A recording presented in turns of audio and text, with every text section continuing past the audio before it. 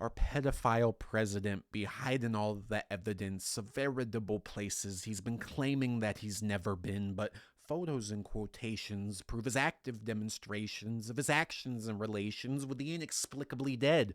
Please just let me say this. How convoid of expectation while under supposed 24-hour observation in a cell in the feds, global sex trafficking operation figurehead hang himself from his bed?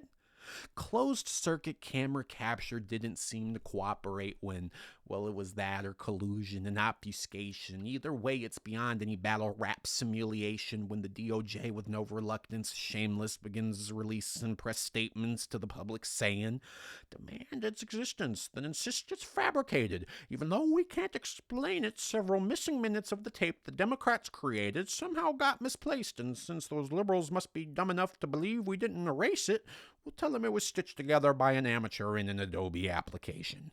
I wonder where the faith went when the entire investigation responsible for bringing justice to the nation's being masterminded by a fascist administration. I contemplate this.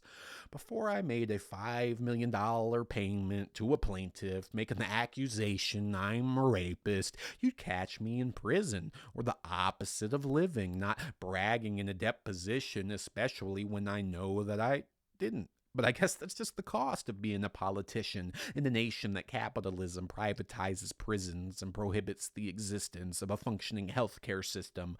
Not saying I'm any sort of a mathematician, but there's a problem I could sum up between the church and the state as a lack of division.